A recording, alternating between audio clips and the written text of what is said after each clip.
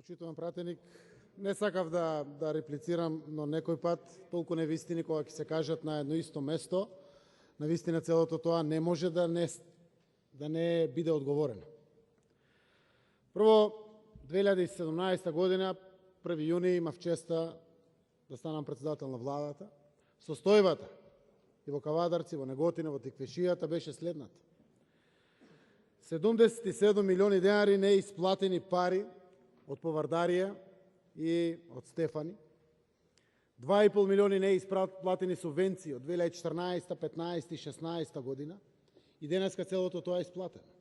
Цената на грозјото беше 11, 12, 10 денари, зависи од која година, а 2016 немаше ни цена, имаше компензација во препарати.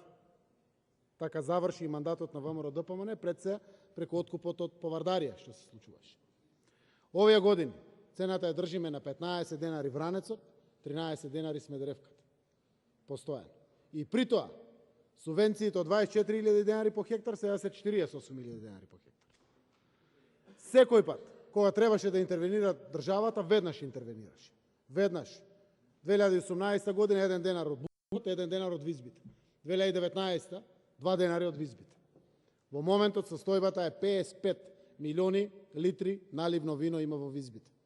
На 1 септември лани имало 35 милиони литри. 20 милиони литри има повеќе.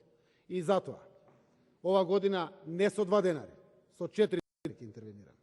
За да има повторно најмалку цена 15 денари Вранец, 13 денари Смедеревката. И не застануваме тука. Оти мора да мислиме на овие 20 милиони литри што се вишок. Помагаме со 30% транспортни трошоци во вкупна вредност од 2 милиони евра за извоз на флаширано вино и 20% транспортни трошоци за извоз на наливно вино. Ова година 2 денари ќе добијат и висококласните сорти. Ризлингот и сите други. Дополнителни 2 денари, за да ги мотивираме лозарите да се движат токму и во тој правец. Сето ова покажува вистинска грижа кај лозарите. И тоа е веќе договорено. Треба да седнеме во владата да ги одлучиме работите. И не само тоа, дека е тоа искрена политика. Буџетот предвиде 5 милиони евра уште во мај месец, кога беше последниот ребаланс. Без разлика кој ќе победи на изборите.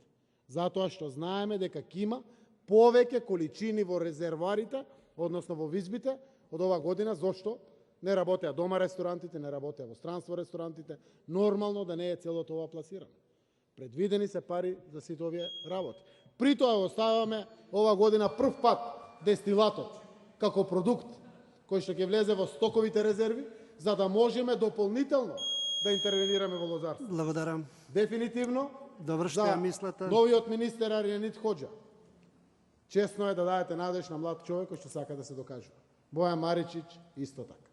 Млади луѓе, докажени во својот професионален живот, со огромна желба да градат и животна, политичка кариера, да дадете поддршка. Еден незаконски акт на Радмила Шикеринска не може да извадите овде во собранието. Еден. До сега да го извадевте, да го имавте, ќе омафтавте.